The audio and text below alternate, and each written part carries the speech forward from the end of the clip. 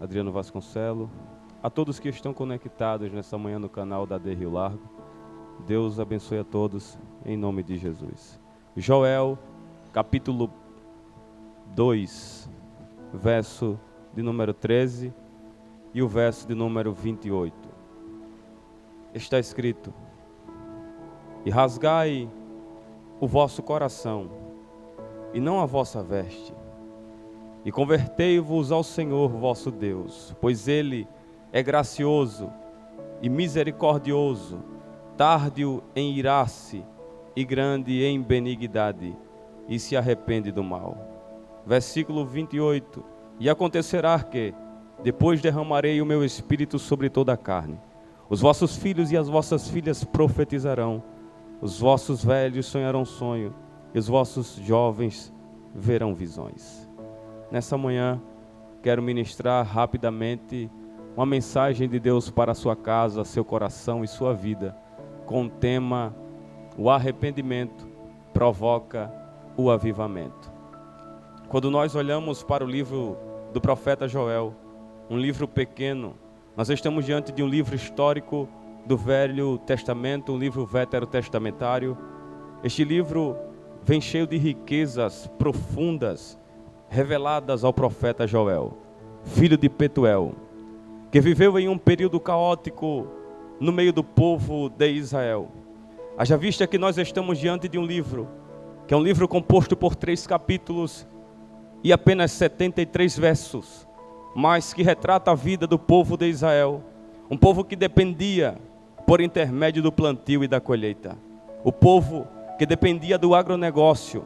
Então eles agora vão se estabelecer em uma terra próspera, porém não vai durar muito tempo, pois eles viveram debaixo do jugo, do sofrimento, da escravidão, por tempo de 430 anos aproximadamente.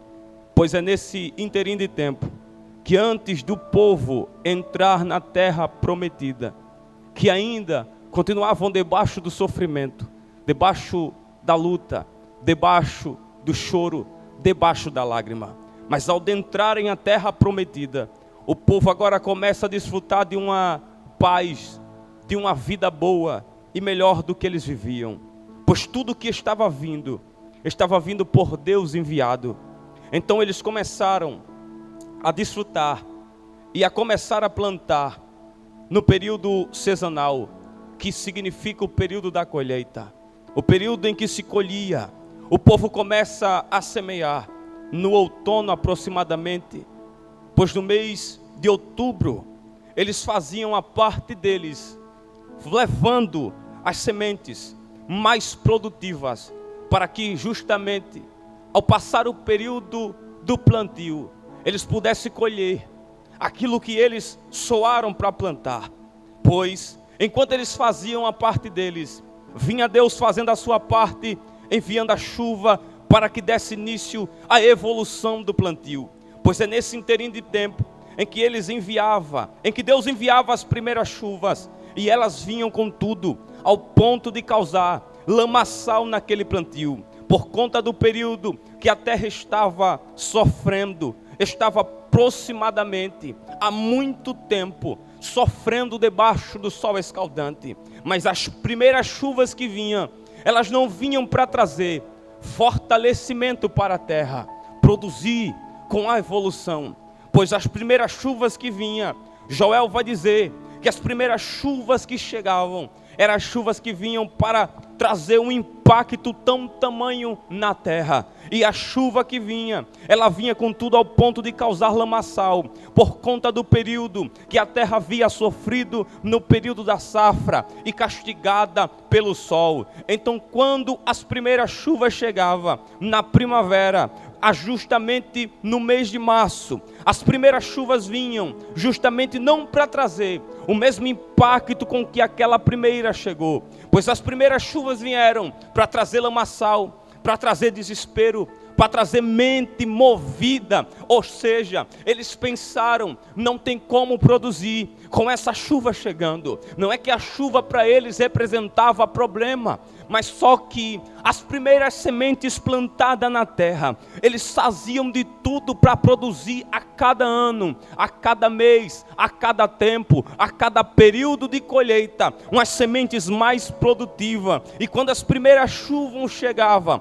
as primeiras chuvas não vinham com o propósito de produzir elevação para a terra, se tornar mais produtiva, se tornar mais pronto para receber o plantio daquela semente que foi plantada ali. Só que a chuva que vinha no mês da primavera, no mês de março, as primeiras chuvas chegavam para trazer e para crescer aquilo que Deus enviava. Pois enquanto as primeiras chuvas vinham para trazer o impacto para a terra, para trazer bagunça na terra, vinha o mês da primavera, chegava o período da primavera, no mês de março, Deus envia a chuva seródia. A chuva seródia é justamente diferente do período sazonal. A chuva seródia, quando chegava, ela tinha responsabilidade, não de causar lamaçal como a primeira chuva causou. Ela vinha com o propósito de amadurecer o fruto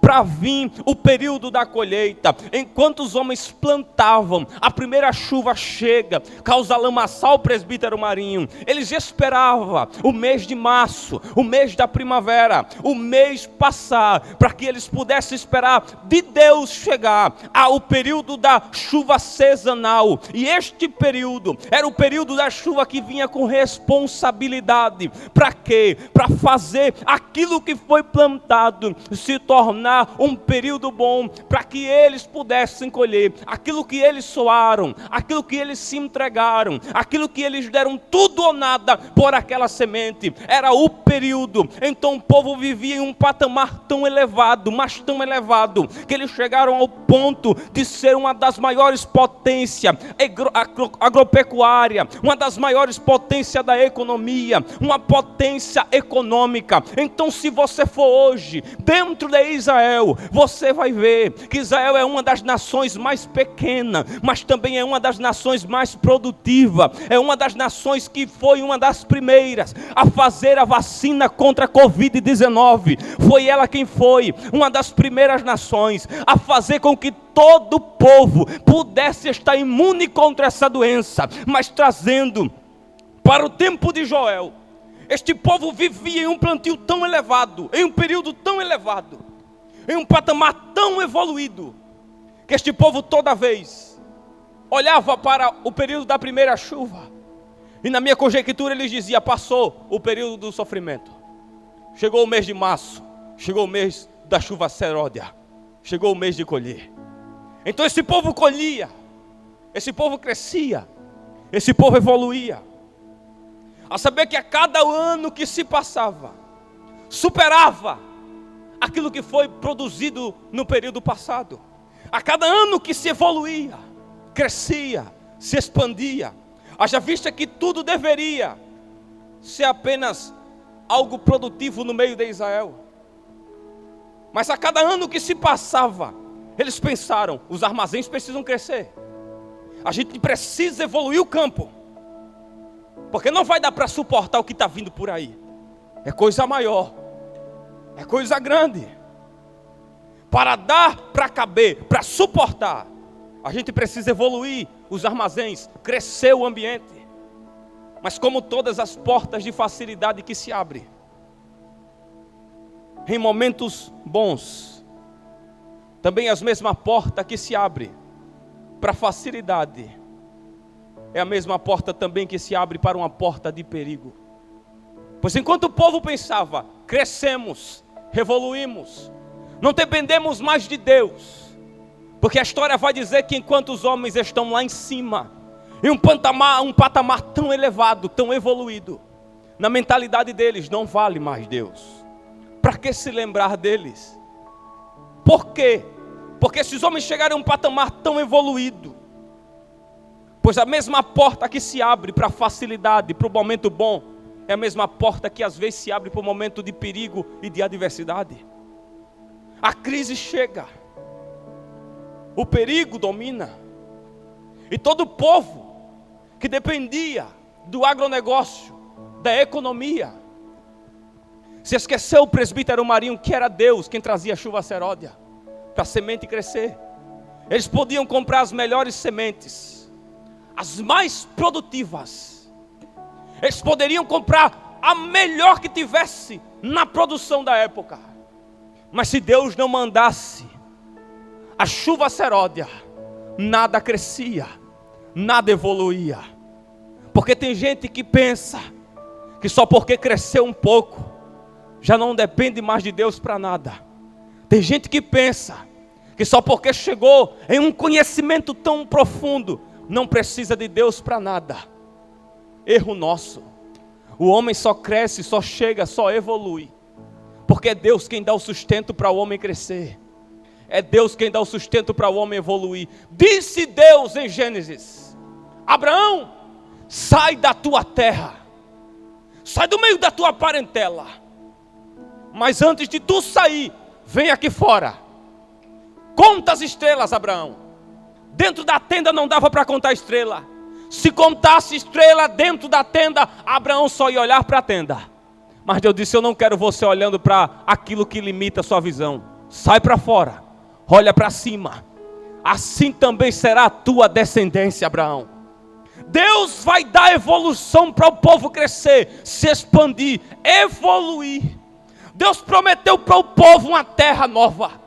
O povo entra na terra, o povo desfruta do plantio e da colheita, mas chegam ao ponto de esquecer que é Deus quem produz, é Deus quem faz crescer, é Deus quem faz regar a terra e produzi-la, é Deus. A mão do homem pode ter o poder de comprar o melhor adubo, as melhores máquinas, os melhores armazéns, as melhores empresas, mas é a mão do Todo-Poderoso quem faz a semente brotar, quem faz a porta se abrir, quem faz o rio jorrar, quem faz a terra mexer. É Deus quem produz. Mas o povo se esqueceu de Deus ao ponto que a crise permeia no meio do povo. O perigo da porta que se abriu de facilidade. Todo o povo agora, independente da classe, da cultura, se esqueceram de 3 produtos essenciais do meio: o trigo, o azeite e o vinho, que são 3 produtos essenciais, não apenas para a agropecuária, para a economia, para a cultura, mas para o culto cotidiano e diário.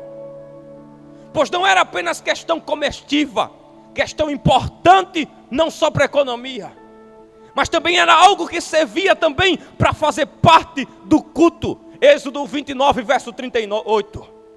Deus disse que dava ordem para que se chovesse ou houvesse sol, o culto não poderia parar. Deus disse em Levítico 6 e 13: o fogo não pode deixar de queimar sobre o altar. Moisés fala para Arão que tem que ter fogo de manhã, tem que ter fogo à tarde, tem que ter fogo à noite. E se a crise chegar, tem que ter fogo de manhã, tem que ter fogo à tarde, tem que ter fogo à noite. E como é que a lenha faz para o fogo? Tem que trazer lenha, tem que pegar azeite, joga por cima.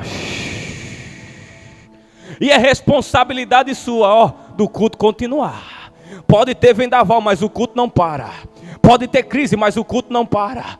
Pode ter luta, mas o culto não para. Pode ter crise, mas o culto não para. E a história diz que existia 2 horários do tipo do culto. Primeiro horário era o horário da manhã. Primeiro culto era o culto que vinha pela manhã. Segundo horário é o horário da tarde. É o segundo culto. É o culto justamente da entrega, do sacrifício. Primeiro culto, mata um cordeiro pela manhã. Segundo culto, mata um cordeiro de tarde. E vai ter que usar os 3 produtos: trigo, azeite e vinho. E como utilizar esses 3 produtos agora? Se acabou, então tem mais. Então esse povo se esquece que era Deus quem produzia. Então a produtividade do povo era garantida a cada ano que passava. E quanto mais trabalho, mais evoluía. Porém o povo, mesmo estando em um patamar a todo vapor, a toda evolução, Eles se esqueceram de Deus. A sensibilidade vai embora. O povo se torna vazio e insensível. Então eles pensaram: nós não precisamos de Deus. Não precisamos cultuar mais. Não precisamos orar mais. Não precisamos chorar mais. E de toda a história dentro desse povo, Deus levantou alguém, presbítero Marinho, para se colocar na brecha, para tomar a dor do povo, a causa do povo, no livro de Juízes. Aí Deus levanta Eude. O povo, enquanto estava com Eude no meio, o povo não se dobrava, mas foi Eude morrer, o povo levanta bezerro de ouro e adora. Deus levanta Sansão, Baraque, Gideão. Deus levanta até uma mulher por nome de Débora, e o povo não estava nem aí. Então Deus entra em um cenário destruidor e caótico no meio de Israel. Pega um moço de 22 anos aproximadamente, pelo cabelo, e diz: vem cá, Ezequiel, vem passear comigo agora no meio do vale. O povo vazio, debilitado. Mas o povo mesmo assim não deu ouvido. Aí entra Deus em Anatote: Jeremias, antes que eu te formasse no ventre eu te conheci. E Jeremias até ele disse: Senhor, esse povo é difícil demais. Isaías disse: quem dará crédito à nossa pregação? Eu estou pregando, o povo não deu ouvido. E o erro de Jeremias foi pregar para um povo que era insensível. Aí Jeremias ergue a cabeça e disse: eu quero parar, eu não quero saber de pregar para esse povo. E Deus do céu dizia: pare, desista, abandone. E Jeremias disse: eu até queria, mas não dá não, porque toda vez que eu penso eu quero parar, a tua palavra queima aqui dentro como se fosse um fogo devorador. Aí Deus levanta Isaías, e o povo mesmo assim não deu ouvido. A credibilidade e a fé do povo foi embora pela presença de Deus, porque era Deus que sustentava, mas o povo se esqueceu. Aí agora Deus vai ter que entrar em cena. Levanta um moço, porque a primeira geração é a geração da lágrima, do choro, do gemido. A segunda geração entra, e todos nós sabemos que a geração da facilidade é a nossa nesse tempo hoje. A gente tem tudo, conhecimento vasto que homens do passado não tiveram. Mas a primeira geração é a geração que pagou o preço para nós estar aqui. É a geração do presbítero Edmilson Marinho. É a geração de pastores que estão aí. E nós da segunda geração entramos com tudo pronto. Aí Deus vai levantar um homem, filho de Petuel, chamado Joel. E Deus já entra dizendo: Joel, tem 3 classes de gente aí que você precisa pregar. E não vai ser fácil para você pregar não, mas prega. Fala. Mostra para eles. E Joel começa a pregar. E em todas as 4 partes de grupo que Joel prega, para jovem, para velho, ancião, sacerdote, Joel só dizia uma coisa: todos vão ter que se dobrar, se lembrar do passado, se lembrar do culto como era, como a presença descia, como a glória evoluía no meio do povo. Versículo 13 para mim correr. Aí chega Deus e diz: Joel, eu não quero mais que o povo rasgue a roupa deles, coloque a cara no chão, não é isso que eu quero. O que é que o Senhor quer, Deus? O tempo passado o povo rasgava, se dobrava, jogava cinza na cara, mas hoje eu quero o que está por dentro, eu quero o coração rasgado. Vai ter que se rasgar na minha presença, vai ter que chorar pela manhã, de tarde e de noite. Avisa para quem está no casamento para sair de lá. Fala para as moças, para os noivos, para as noivas, que vai ter que parar a cerimônia. Fala para o gado, para os donos de boi, para o dono de junto de boi, que ninguém come pasto, ninguém toma leite, ninguém come nada. Até o boi vai ter que se alimentar. Todo mundo vai ter que se vestir de roupa de saco de cinza. E vai ter que se enjejuar, vai ter que chorar, porque eu não quero coisa normal não, eu quero coração rasgado na minha presença. É por isso que o proverbista disse: sobre tudo que se deve guardar. Não é para guardar a mente não, é para guardar o coração. Joel entra, E quando Joel entra no cenário, o povo está de joelho no chão. E eu nunca vi Presbítero Marinho, uma igreja que ora, Deus não moveu o céu. Ei, macho.